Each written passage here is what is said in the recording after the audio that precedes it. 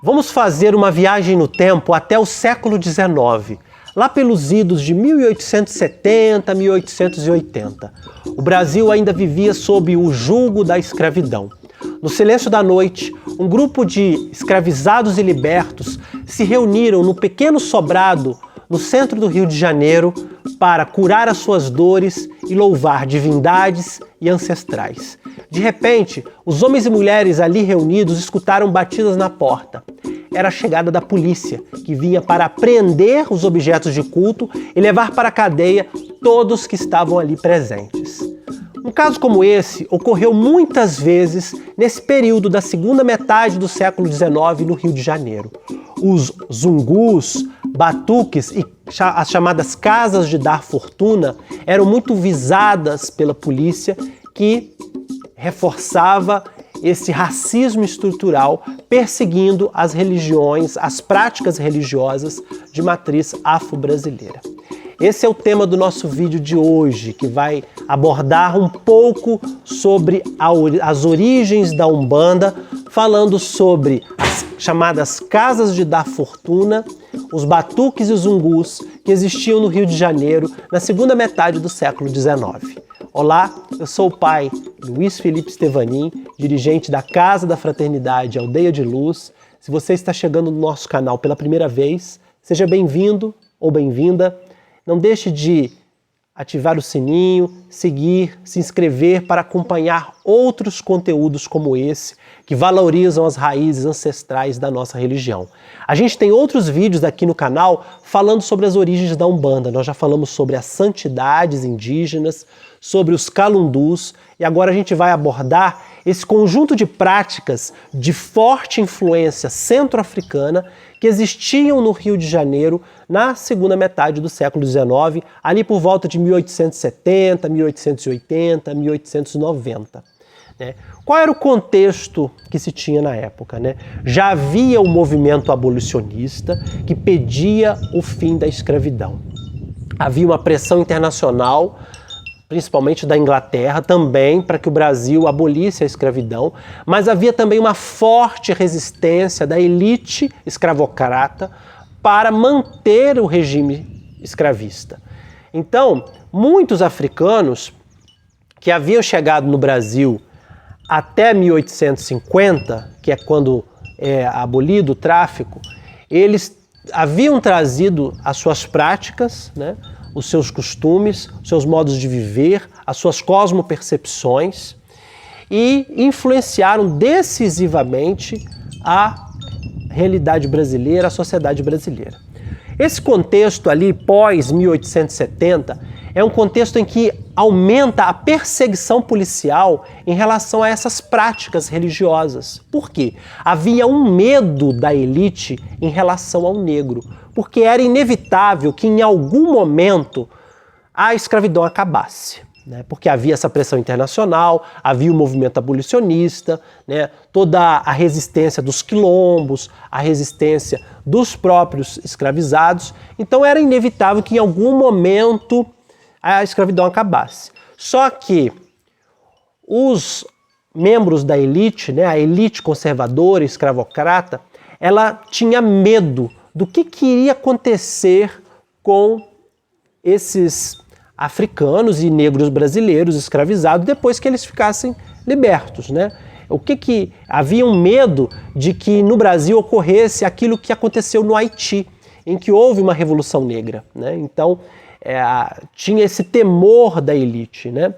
E aí, nesse período, sobretudo na cidade do Rio de Janeiro, no centro do Rio, nas chamadas freguesias do centro do Rio e também nas adjacências, haviam os batuques, ou também chamados zungus, ou casas de dar fortuna. Os batuques eram locais onde esses africanos e negros nascidos no Brasil se reuniam para praticar a sua religiosidade. Esses negros eram livres ou escravizados, então havia presença de pessoas livres e também de pessoas escravizadas que iam para esses sobrados escondidos no centro do Rio e ali praticavam a sua religiosidade. Também havia a presença de brancos pobres e, num determinado momento, até mesmo brancos da elite procuravam essas casas para a resolução de problemas espirituais e materiais, né? Esses espaços, os chamados batuques, né, ou zungus, ou casas da fortuna, eram locais de sociabilidade afro-brasileira, né? Era uma espécie de locais de encontro, onde havia dança, música, festejo, onde havia reza, mas também havia uma série de práticas, né, não somente das religiosidades, havia também a prática de capoeira, a prática de musicalidade, né? Então eram os espaços de sociabilidade, tá? Tudo que eu vou falar aqui se baseia muito neste livro do historiador Eduardo Posidônio, que se chama Entre Gangas e Manipansos, a religiosidade centro-africana nas freguesias urbanas do Rio de Janeiro de fins do 800, de 1870 e 1900. Tá? Então, muito do que eu vou falar é a partir da leitura desse livro e de outras obras, né? Eu também estou me baseando no livro A Capoeira Escrava, né? Do historiador Carlos Eugênio Líbano Soares, que conta um pouco desse contexto do período, né? E também do clássico livro da historiadora Mary Karash, que aborda a vida dos africanos escravizados no Brasil nesse período. Bem, o Rio de Janeiro, ele era uma cidade negra, né? Na segunda metade do século XIX, a população negra no Rio era muito grande, né? Com grande presença de africanos de origem da África Central, né? Que vinham de Angola, do Congo, né, dessa região da África Central, os chamados povos banto, ou povos de língua banto, né? Então havia a presença muito grande desses centro-africanos. Então essas práticas religiosas, elas tinham grande influência do Congo, de Angola, né? Desses grupos de povos bantos, né? Mas também havia o intercâmbio com outras nações, com outras etnias. Minas, Iorubás, Jejes, Minas Tapas, Alçás.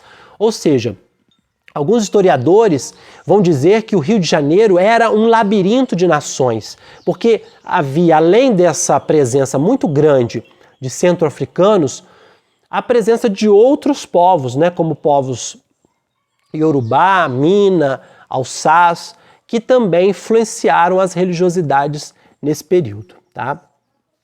E aí surgem as chamadas casas de dar fortuna. E esse nome era pejorativo, porque quando ocorria a batida policial, a polícia ia nessas casas para prender, a imprensa ia junto. Então diziam que essas práticas eram africanistas, primitivas, eram práticas voltadas para o mal, né? Havia essa mistificação, esse preconceito, um racismo, né? Um racismo religioso em relação a essas práticas na imprensa, né? Então a imprensa noticiava com grande alarde a prisão desses líderes religiosos, né?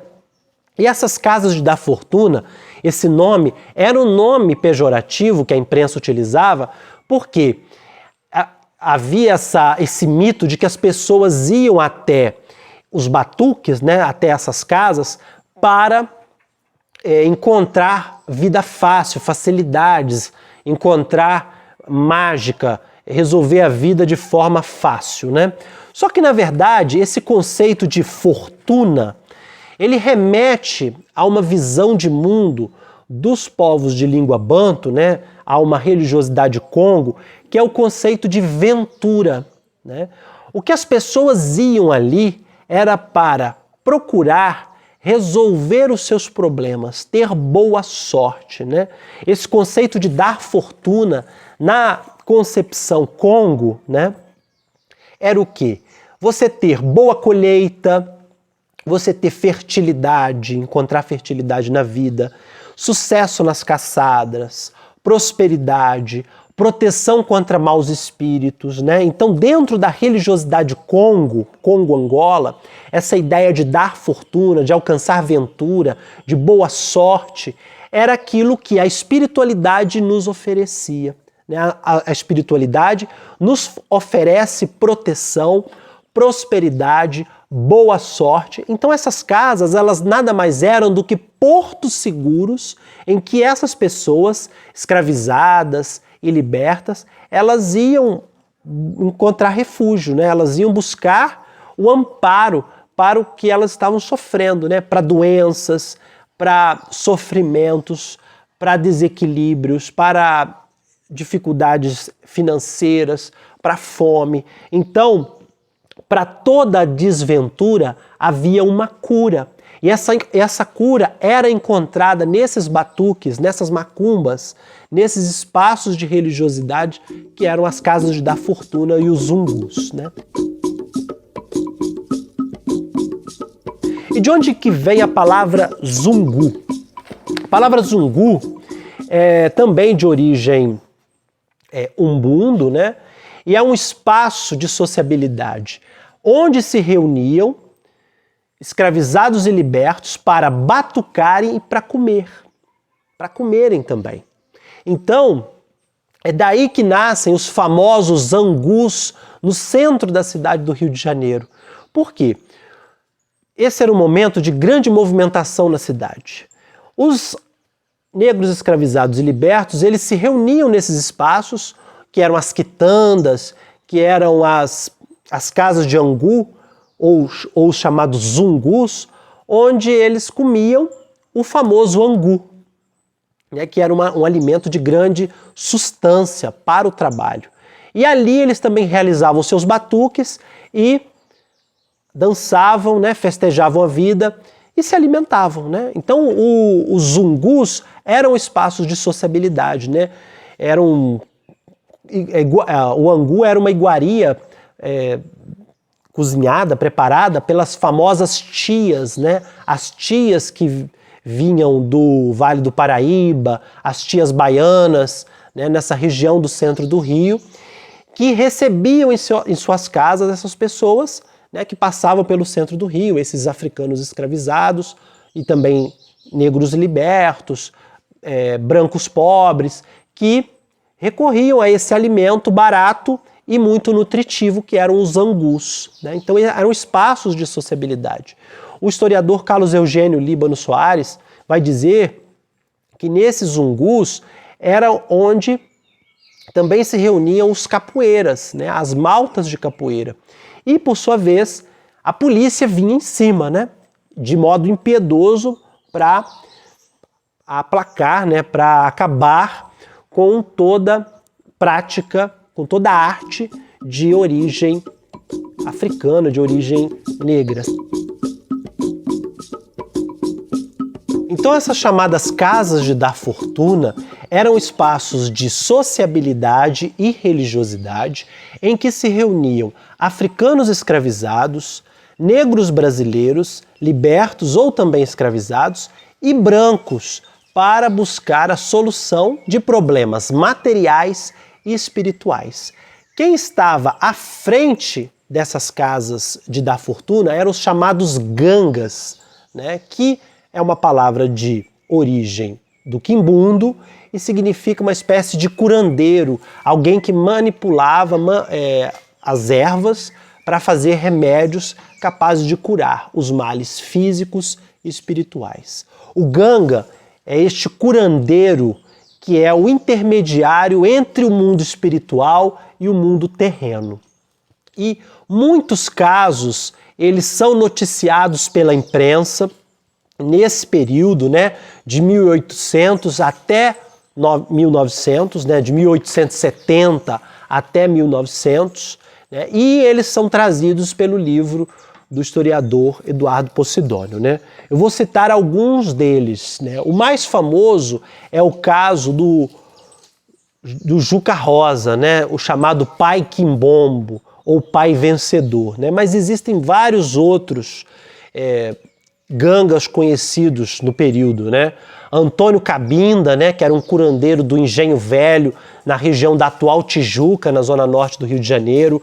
Laurentino Inocêncio dos Santos, né, no Morro do Penduraçaia, na região do Cosme Velho. Francisco Firmo, de origem benguela. Lourenço Mina. O famoso caso do Rei Mandinga, que era tinha o nome de Antônio Francisco, que foi acusado de feitiçaria por atender a dona de uma pensão, uma portuguesa, né, que procurou os serviços do chamado rei Mandinga para resolver problemas de má sorte que ela estava passando, né? Então, uma portuguesa, dona de uma pensão, recorre a este curandeiro, né, a este rezador, que era o chamado rei Mandinga, né, conhecido popularmente, Antônio Francisco, para a resolução de um problema material que ela passava. E aí a polícia faz uma batida na pensão dessa senhora e leva todo mundo para a cadeia, né? E aí a imprensa noticia com grande alarde a história do rei Mandinga, né? Tem também a história da rainha Mandinga, né, que tem o nome de Leopoldina Jácomo da Costa, né? E o relato, por exemplo, de uma casa que numa batida policial teve todos os seus objetos de culto apreendidos e também 5 mulheres que estavam em processo de iniciação foram levadas para a cadeia. Esses casos, eles aparecem na imprensa sensacionalista da época, que noticiava com grande preconceito esses casos, né? Inclusive criando esses nomes, né? Esses epítetos como Rei Mandinga, né? O grande feiticeiro Juca Rosa, né? Nessas casas de dar fortuna em que as pessoas procuram facilidades, que era uma forma, né, de reforçar o preconceito, o racismo religioso contra essas práticas religiosas, né? Então, nesse período, né, que vai de 1870 até 1900, vários casos aparecem. É um período de intensificação das batidas policiais nessas chamadas macumbas, nesses batuques, né, nessas casas de dar fortuna, que era fruto do preconceito da época e também de uma apreensão, como eu disse, da elite de que esses africanos eram também potenciais revolucionários, porque eles desejavam o fim da escravidão, desejavam uma mudança social. Então havia, né, um medo da elite, por isso cresce a perseguição policial em relação às capoeiras e também essas religiosidades, né? Não por acaso, em 1890, ou seja, 2 anos após a abolição da escravatura, é instituído o Código Penal, o novo Código Penal brasileiro de 1890, que criminaliza os curandeiros e também a prática da capoeira, numa tentativa de criminalizar, né, de aprisionar esses negros recém-libertos, porque a escravidão tinha acabado de terminar, né? Tinha 2 anos que houve a abolição. E havia, portanto, um medo da elite em relação a essas pessoas. E aí é instituído um Código Penal para criminalizar as práticas religiosas e culturais dessas pessoas, né? E, portanto, há um aumento, né, da perseguição contra os terreiros e contra as capoeiras. Aí, só para a gente situar um pouco, tem um trecho incrível aqui do livro do Eduardo Positônio que vai dizer o seguinte: as casas de culto de origem afro, hoje comumente chamadas de terreiros, roças ou tendas, recebiam das elites nomes pejorativos como as já citadas Casa de Dar Fortuna, Casa de Prodigalizar Fortuna, batuques, entre outros nomes. E mais, perceberemos que práticas dos chamados feiticeiros e curandeiros, que eram os gangas, né, se confundiram ao longo do período, sendo ainda um momento de formação do que hoje conhecemos como candomblé e umbanda. E aí que eu chego no ponto que eu queria chegar. Todas essas práticas já eram uma proto-umbanda, já eram uma gestação do que mais à frente viria a se chamar Umbanda. Essas casas que existiam no período, a gente pode considerar que era uma proto-Umbanda. Já havia ali a gestação, né, a origem do que mais à frente passaria a se chamar Umbanda.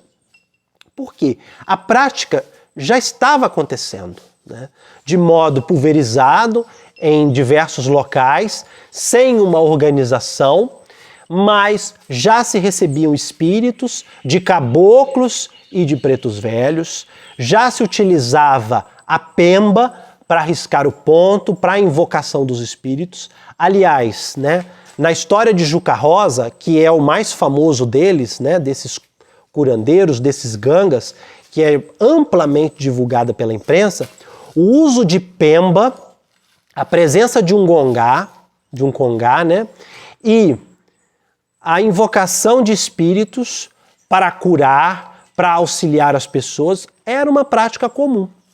Então, o que a gente já tinha ali era algo muito parecido com o que mais à frente iria ser conhecido como Umbanda, né? E é importante que a gente entenda isso, né, para reconhecer essas raízes africanas e, sobretudo, de Congo e Angola da Umbanda, né? O caso de Juca Rosa, por exemplo, é muito emblemático e ele é muito noticiado ali em 1870. E a prática dele, a prática do Juca Rosa, lembra os chamados xinguilamentos, que eram invocações de espíritos ancestrais feitas por africanos de origem banto, né, que utilizavam a pemba e pontos riscados para chamar espíritos que vinham à terra, que vinham ao terreiro para aconselhar, para dar remédios, para trazer boa sorte, prosperidade, proteção, né? Então, essa era a fortuna que esses espíritos traziam, né? Não era a vida fácil, era a proteção contra os males, né? Era um povo sofrido, um povo perseguido, um povo marginalizado, um povo escravizado, que encontrava nesses espaços um refúgio, um porto seguro, um local de proteção,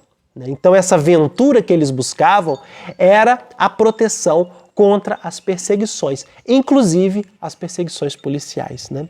É importante a gente rememorar essa história para entender os percursos que a Umbanda vai passando, né?